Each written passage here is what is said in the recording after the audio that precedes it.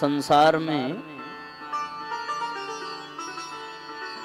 बड़ा अद्भुत आकर्षण होता है। जीव भगवान की माया के प्रभाव से संसार के आकर्षण में ऐसा फंस जाता है जैसे कोई प्राणी दलदल में फंस जाता है। दलदल से निकलना बड़ा कठिन होता है।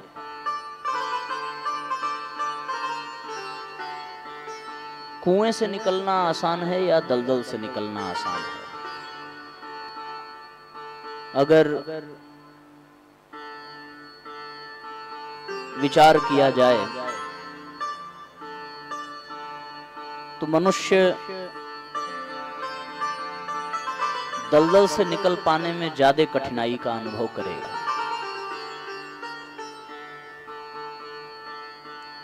संसार का प्रलोभन, संसार का आकर्षण दलदल के समान ही है। एक बार जो इसमें फंस जाता है वो स्वयं से तो नहीं निकल सकता। कोई बाहर से प्रयास करे, उसको निकालने की योजना बनावे, सहारा दे, तो ही वो निकल सकता है। कुएं में गिरा व्यक्ति खुद से निकल सकता है। नदी में बह जाने वाला बहते बहते एक बार किनारे पहुंच ही जाता है। वहां संभावना है स्वयं से बिना किसी बाह्य सहायता के बच जाने की। लेकिन दलदल में बिना किसी बाहरी सहायता के बच पाना संभव नहीं है। और संसार है बिल्कुल वैसा ही। यहां जो आवे वो आकर के अगर वो फंस गया तो फिर किसी न किसी सहायता की ही आवश्यकता पड़ेगी उसको निकालने की। अब सहायता भी उसको तब मिलेगी जब वो सहायता चाहेगा, और सहायता तब चाहेगा जब वो उस दलदल से निकलना चाहेगा। अगर वो निकलना ही न चाहे और उस दलदल में वो फंसा ही रहे, उस दलदल में वो धंसा ही रहे, तो फिर उसे फिर बाहरी सहायता बिना चाहे, बिना याचना के मिलेगी ही नहीं। अब संसार बना ही ऐसा है कि इसमें आकर्षण है। जो इसके चंगुल में फंसा वो फंसता चला जाता है, उसका कोई अंत नहीं है। गिरे तो इतना गिर सकता है, इतना गिर सकता है कि मनुष्य प्रेत पिशाच तक बन सकता है। और अगर उबर जाए तो वो देवता बन जाता है, महापुरुष बन जाता है। पर उस दलदल से निकालने के लिए किसी शक्ति की आवश्यकता पड़ती है। उस शक्ति को ही या तो सद्गुरु कहते हैं या तो भगवान कहते हैं। अब ऐसा है कि जो आकर्षित कर रहा है उसे उस आकर्षण से छुड़ाना हो तो किसी उससे भी अधिक अन्य आकर्षण की व्यवस्था करनी पड़ेगी, यानी उससे भी अच्छा कुछ मिल जाए। अब संसार से अधिक आकर्षित करने वाला संसार में दूसरा कुछ है कहां? संसार का हर आकर्षण, क्योंकि ये जड़ तत्व से बना है और उन तत्वों से मिलकर के बना है जो हमारे लिए किसी काम के नहीं है। तो संसार के आकर्षण से छुड़ाने के लिए संसार से अधिक आकर्षित करने वाला कोई होना चाहिए। ये जो कृष्ण शब्द है, कृषिर भूवाचकः कर्षति इति कृष्णः, अर्थात जो कर्षण करे, जो अपनी ओर खींचे, उसको कृष्ण कहते हैं। जैसे चुंबक है, वो लोहे को खींचेगा, लोहा पूरी ताकत लगा दे पर वो चुंबक के खिंचाव से बच नहीं पाएगा अगर वो उस चुंबक के चुंबकीय क्षेत्र में है तो। उसी प्रकार पृथ्वी का भी अपना एक गुरुत्वाकर्षण केंद्र है। अगर वो गुरुत्वाकर्षण केंद्र की परिधि में है तो वो उसके आकर्षण से बच नहीं सकता। फिर आप कितनी भी ऊंची कोई चीज उछालें, वो लौट करके जमीन पर ही गिरेगी, क्योंकि वो पृथ्वी के गुरुत्वाकर्षण क्षेत्र में आ जाता है। जैसे चुंबक के चुंबकीय क्षेत्र में आने वाला लोहा उसके आकर्षण से बच नहीं सकता, जैसे पृथ्वी के गुरुत्वाकर्षण के क्षेत्र में आने वाली परिधि में कोई भी पदार्थ उसके आकर्षण से बच नहीं सकता, उसी प्रकार संसार कितना भी आकर्षित करने वाला हो, अगर वो भगवान कृष्ण के आकर्षण क्षेत्र में आ जाए तो फिर संसार के आकर्षण से वो मुक्त हो जाता है। ये भगवान की बाह्य सहायता है संसार के आकर्षण से मुक्त करने की। यद्यपि ये संसार भी भगवान से परिपूर्ण है। जैसे चुंबक का तो एक निश्चित क्षेत्र में प्रभाव होगा, पृथ्वी के गुरुत्वाकर्षण का भी क्षेत्र एक सीमित दायरे में होगा, लेकिन भगवान का, कृष्ण का, सद्गुरु का क्षेत्र सीमित नहीं है, ये असीमित क्षेत्र है। ये समूचे संसार में वो व्याप्त है। तो फिर संसार में व्याप्त है और संसार में व्याप्त होते हुए भी उसी को वो आकृष्ट कर सकता है जो उसकी परिधि में आवे। ये वाक्य ये प्रमाणित करता है कि उसकी परिधि का एक दायरा होगा, एक सीमा होगी। अगर ये सत्य है कि उनकी परिधि की एक सीमा होगी, एक दायरा होगा, तो इसका अर्थ ये है कि फिर वो संसार के कण-कण में व्याप्त नहीं है। और अगर ये सत्य है कि वो संसार के कण-कण में व्याप्त हैं, तो फिर उनके प्रभाव का कोई निश्चित क्षेत्रफल नहीं होगा। ठीक है, तो दोनों बातें गलत भी हैं, दोनों बातें सही भी हैं। उनका दायरा भी सीमित नहीं है, संसार के कण-कण में वो व्याप्त भी हैं।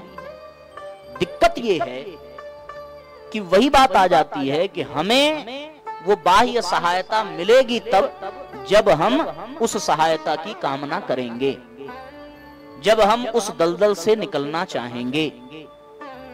हमारी जो कामना है वो कामना उस दलदल में फंसे रहने की है।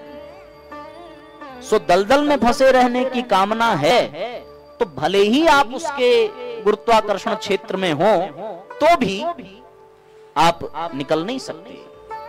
संसार को छोड़ करके जब कामना भगवान से होती है, भगवान की होती है, तब भगवान संसार के दलदल से बाहर निकालते हैं। अब यह है कि भगवान की भगवत्ता को स्वीकार करना पड़ेगा। उदाहरण के लिए, ग्वाला गायों को चराने के लिए जंगल में गया, बहुत सारी गायों को चरा रहा है। सांझ हुई, सब गायों को लेकर के लौटने लगा। मार्ग में एक नदी के पास एक गाय जलपान करने लगी और जल पीने में बाकी गायें बहुत आगे निकल गईं और वो बेचारी अकेले ही जंगल में छूट गई। सो छूट गई तो भटक गई। अब भटक गई, कभी इधर भागे कभी उधर भागे, आवाज लगावे, जोर जोर से रंभाए, लेकिन तब तक ग्वाला अन्य गायों को लेकर के बहुत दूर चला गया। सांझ ढलने लगी, रात होने लगी और अंधेरा जब छाने लगा तो उस जंगल में किसी शेर की दहाड़ सुनाई पड़ी। अब तक वो केवल व्याकुल थी पर अब भयभीत हुई और बिना किसी निर्धारित लक्ष्य के, निर्धारित मार्ग के बड़ी जोर से वो भागने लगी। भागते भागते मार्ग में एक दलदल पड़ा और वो दलदल में जाकर बेचारी फंस गई। ये जल का प्रलोभन था, सो वो दलदल में फंसी। और जो शेर था, जो दहाड़ रहा था, उसके पीछे था, उसको उस गाय का प्रलोभन था, सो गाय के पीछे वो भी भागा, तो वो दलदल में फंसी, तो शेर भी दलदल में फंसा। आकर्षण ही है संसार का, सब फंस रहे हैं। कोई विवाह करके फंसा, कोई बिना विवाह के फंसा, कोई घर बसा के फंसा, कोई बिना घर बसाए फंसा। सब अपने अपने स्तर पर फंसे हैं, क्योंकि अगर फंसे ना होते तो फिर वो जन्म मृत्यु के बंधन से छूट जाते। अगर वो बार बार जन्म ले रहे हैं या जो जन्म लेकर के आए हैं वो फंसे ही हैं, ऐसा ही मानना चाहिए संतों के अनुसार। सो जैसे वो गाय दलदल में फंसी, वैसे वो शेर भी दलदल में फंसा। लेकिन जब शेर फंसा तो शेर अधिक चिंतित हुआ। गाय की चिंता शेर की अपेक्षा कम थी तो वो भी चिंतित, पर वो शेर की अपेक्षा कम चिंतित थी।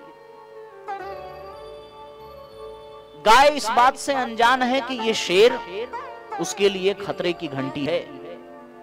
सो गाय उस शेर को ही ढांढस बढ़ा रही है कि चिंता मत करो, जैसे हम निकलेंगे वैसे तुम भी निकल जाओगे। तो शेर ने कहा तुम निकलोगे कैसे?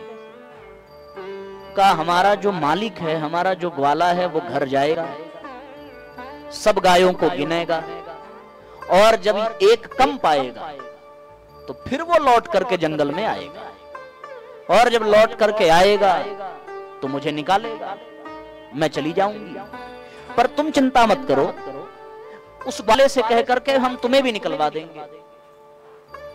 गाय तो बहुत भोला भाला पशु है, गाय माता है, बहुत भोली भाली है। सो ये गाय का स्वभाव है, डंडा मारने वाले को भी वो प्यार करती है, उसके मन में वात्सल्य है। ग्वाला आया, गाय जोर जोर से पुकारने लगी, जोर जोर से रंभाने लगी। सो उसकी आवाज सुन सुन करके वो ग्वाला वहां पहुंचा, और जब पहुंचा तो ग्वाले ने गाय को भी देखा, शेर को भी देखा। सो दौड़ करके उसने गाय को दलदल से निकाला। गाय ने संकेत किया होगा अपने लहजे में, अपनी भाषा में, कि इनको भी निकाल दीजिए। तो शेर को निकालने के लिए वो ग्वाला तैयार नहीं हुआ। बोला अगर इसको निकाल दिया तो न तू बचेगी न हम बचेंगे। अब वो गाय जाने लगी। शेर ने कहा भाई हमें भी तो निकाल दे। गाय ने मुस्कुरा करके कहा कि जैसे मेरा मालिक आकर के मुझे निकाल गया, वैसे तू भी अपने मालिक को बुला ले। शेर ने कहा कि मालिक क्या होता है? बोला जो तुमको संभालता हो। शेर ने कहा कि हमारा कोई मालिक नहीं है, हम ही इस जंगल के मालिक हैं। गाय ने कहा फिर कुछ नहीं हो सकता, मालिक होता तो बचा लेता, पर जिसका मालिक ही नहीं है, जिसका भगवान ही नहीं है, जिसका ईश्वर ही नहीं है, जिसने कभी भगवान को ईश्वर को माना ही नहीं, जो स्वयं को ईश्वर, स्वयं को मालिक, स्वयं को भगवान मान करके बैठा हो, वो कहां से इस संसार के दलदल से निकल सकता है? उसे निकलने के लिए किसी कृष्ण की आवश्यकता है, जो इस मोह जाल में फंसे हुए लोगों को निकाल सके। अब ये हम सब की प्रवृत्ति है कि हमारा आकर्षण भगवान के प्रति न होकर के संसार के प्रति होता है। ये बिल्कुल ऐसा ही है जैसे बच्चा जानता है कि उसका जीवन माता पिता पर ही आधारित है, माँ बाप पर उसका जीवन आश्रित है, पर उसका जीवन आकर्षित माँ बाप पर नहीं है। उसका जीवन आकर्षित खेल खिलौने, मिठाइयां, टाफियां उस पर है। एक क्षण के लिए जब खिलौना मिल जाता है, मिठाइयां मिल जाती हैं, टाफियां मिल जाती हैं, अनुकूल परिस्थितियां मिल जाती हैं, तो वो जिनके आश्रित है उसे भी वो भूल जाता है। अब जब रात ढलने लगे, सांझ बीतने लगे, तब उसका मन बेचैन होता है कि माँ बाप कहाँ हैं। सो फिर वो अंत समय में माँ बाप को पुकारता है। वो पुकार फिर माँ बाप तक उसको पहुंचा देती है। हम सबकी स्थिति साथियों बल्कि समस्त संसारी जनों की स्थिति यही है कि हम निस्संदेह आश्रित भगवान पर हैं, लेकिन आकर्षित भगवान पर नहीं है। हमारा आकर्षण संसार के प्रति है। तो जब तक जीवन का सूर्य ढल नहीं जाता, तब तक संसार के दलदल में हम फंसे हैं, इसका भान ही नहीं होता। मिठाइयों में, खेल खिलौनों में, गुड्डा गुड़िया में जीव फंसा है। अब जब जीवन के सूर्य के ढलने का समय आ जाए, रात गहराने लगे, तब उसकी याद आती है जिसके आश्रित ये जीवन रहता है। और फिर जब उसकी याद आती है तो जीव अंत समय में पुकारता है। पूरा जीवन तो दलदल में फंसने के कारण कष्ट में बीत गया। अब अंत समय में कितना भी पुकार लिया जाए, पर कर्मों का प्रारब्ध तो बन ही जाता है। पर कुछ लोग ऐसे हैं जो इतने व्याकुल हो जाते हैं कि वो बेचारे पुकार भी नहीं पाते। जैसे द्रौपदी ने पुकारा, पहले सबका परीक्षण किया है। पितामह भीष्म को भी पुकारा है, द्रोणाचार्य को पुकारा है, धृतराष्ट्र को पुकारा है, पांचों पांडवों को पुकारा है, सबको। फिर अपने भुजाओं का भी सहारा लिया, बचने का प्रयास किया। पर अंत समय में उसी को पुकारना पड़ा जिसके आश्रित हम सब हैं। और जब हम उसको पुकारते हैं, ये पुकार ही हमें उसके गुरुत्वाकर्षण क्षेत्र में स्थापित कर देता है। और जैसे ही हमने आर्त स्वर में हृदय से पुकार लगाई, वैसे ही वो हमें तुरंत अपनी ओर खींच लेता है, अथवा ऐसी सहायता प्रदान कर देता है कि हम सभी स्वयं से संसार के दलदल से ऊपर उठ जाते हैं। उसे किसी भी रूप में समझा जा सकता है, या भगवान मानिए 33 कोटि देवताओं में भी अन्य किसी भी देवता का स्मरण कर लीजिए, सब में उसी की सत्ता, उसी की चेतना है। चाहे उसे सदगुरु कह लिया जाए, है वही, उसके अतिरिक्त दूसरा कुछ है नहीं। सो ये पुकार मनुष्य को करनी चाहिए ताकि वो इस संसार के दलदल से निकल सके। पर इसके लिए संसार के आकर्षण से बचना पड़ेगा। संसार के आकर्षण से बच जाने वाला व्यक्ति ही भगवान के आश्रित होकर के भगवान को पुकार सकता है। हम संसार की कामना करते हैं तो दो चीजें होती हैं, या तो वो कामना पूरी होगी या फिर वो कामना पूरी नहीं होगी। अगर पूरी हो जाए यानी मिल जाए तो उसके प्रति मोह बढ़ जाएगा। मिल जाए, जो मिला है उसके प्रति मोह है कि नहीं है। अगर मिल गया तो मोह बढ़ेगा, और अगर नहीं मिला तो दुख होगा कि नहीं होगा। मोह भी दुख का ही कारण है। मोह सकल व्याधिन कर मूल, दुख का कारण मोह है। मिल जाए तो भी खतरा, न मिले तो भी खतरा। न मिले तो दुख ही है, और मिल जाए तो मोह, और मोह भी दुख का कारण है। क्योंकि जो मिला है वो अवश्य ही एक दिन छीना जाएगा। किसी और सामग्री और पदार्थ और संबंध की बात छोड़ दी जाए, जिस शरीर को हम अपना कह रहे हैं वो शरीर भी हम बचा करके रख नहीं सकते। वो शरीर भी हमारे हाथ से धीरे धीरे धीरे धीरे निकलता जा रहा है। सो मिला है तो शरीर के प्रति मोह है, और मोह का मतलब ही हो गया कि ये हमारा ही बन करके रहे, हमसे अलग ना हो। और यही दुख का कारण है, क्योंकि जब वो अलग होगा तो जितना उससे सुख मिला उसका कई गुना अधिक दुख मिलेगा बिछड़ते समय। सो मिले तो मोह, न मिले तो कष्ट। मिल जाए तो लोभ, मिल जाए तो लोभ, और मिल जाए और मिल जाए। मिल जाए तो लोभ बढ़ेगा, न मिले तो क्रोध। कामना में बाधा पड़े तो क्रोध। गीता कहती है, कामान ध्यायते विषयान पुंसः संगस्ते सुपजायते संगात संजायते कामः कामा क्रोधाभिजायते क्रोधात भवति सम्मोहः सम्मोहात स्मृति विभ्रमः स्मृति भ्रंशात बुद्धिनाश्यो बुद्धिनाश्यात प्रणश्यति। सो विषयों का चिंतन करते करते उसके प्रति कामना जागती है। कामना पूरी हो जाए तो लोभ बढ़ेगा, मोह बढ़ेगा। कामना पूरी न हो तो क्रोधाभिजायते, क्रोध बढ़ेगा। क्रोधात भवति सम्मोहः, क्रोध से स्मृति नष्ट हो जाती है। स्मृति नष्ट हो जाने से बुद्धि का सर्वनाश हो जाता है, और बुद्धि के नष्ट हो जाने से प्राणी का सर्वनाश हो जाता है। सो सबके मूल में क्या है? सबके मूल में है कामना, सबके मूल में है आकर्षण। आकर्षण संसार का होगा तो मोह बढ़ेगा, पूरा हुआ तो, और नहीं पूरा हुआ तो क्रोध बढ़ेगा। पूरा हो जाए तो भी दुखदाई, न पूरा हो तो भी दुखदाई। इससे अच्छा क्या है? इससे अच्छा ये है कि संसार की कामना को छोड़ करके भगवान की ही कामना की जाए, तो निस्संदेह न मोह के चंगुल में फंसेंगे, न क्रोध के चंगुल में फंसेंगे। सो हम सबको संसार के प्रति आकर्षित होने के स्थान पर भगवान के प्रति आकर्षित होना चाहिए, भगवान के प्रति कामना होनी चाहिए। अगर भगवान मिल गए तो वो संसार छोड़ा देंगे, फिर न मोह रहेगा, न क्रोध रहेगा, न लोभ रहेगा, न अहंकार रहेगा, न बिछड़ने का दुख रहेगा।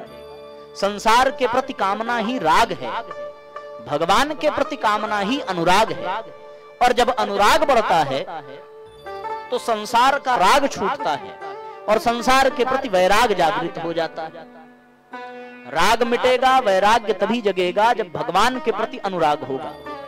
जैसे जैसे हम भगवान की ओर बढ़ते जाएंगे, वैसे वैसे संसार से हम अलग होते जाते हैं।